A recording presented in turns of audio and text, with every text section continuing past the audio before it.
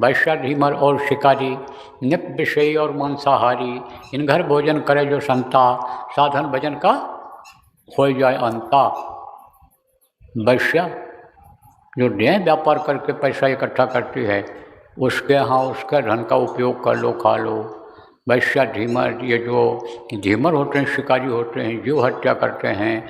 वैश्य ढीमर और शिकारी, कोई भी चीज़ का शिकार करने वाले जो होते हैं जिससे हत्या होती है। ढीमर जो होते हैं मछली मारने वाले, ये सब ढीमरों में आते हैं। नृप, नृप माने क्या होता है? राजा।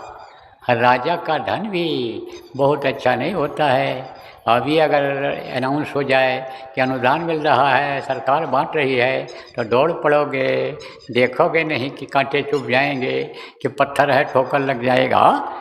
मुफ्त के नाम पर दौड़ पड़ते हैं। लेकिन ये समझना चाहिए कैसा धन है ये शराब के पैसे का है कि गौहत्या के पैसा है, ये बकरा मुर्गी का पैसा है, ये किस चीज़ का टैक्स का पैसा है, आप पे समझो वो नुकसानदेह होता है।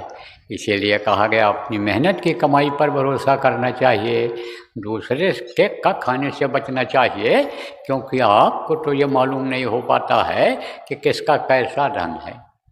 आप तो बस ऑर्डर करते जाते हो, जिम्मे डाल लो कि ये कर दो, वो कर दो, वो कर दो, ऐसा कर दो, वैसा कर दो। और ये भाव में, भक्ति में, प्रेम में लोग कर डालते हैं। कार्यक्रमों में अनर्गल खर्चा जो होता है कर डालते हो, गलती करते हो।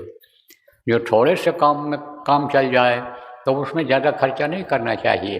तो अब आप इस बात को समझो प्रेमियों, कि जो कीमत नहीं लगाता है धन की, लक्ष्मी की कदर नहीं करता है, उनके लिए कमी हो जाती है, फिर वही लक्ष्मी नाराज़ हो जाती हैं, तो उनके पास फिर नहीं आती हैं कि हमारा दुरुपयोग हुआ, हमारे काम हमारा इस्तेमाल सही जगह पर नहीं हुआ। तो वैश्य ढीमर और शिकारी, नृप माने राजा, और विषयी, विषयी किसको कहते हैं?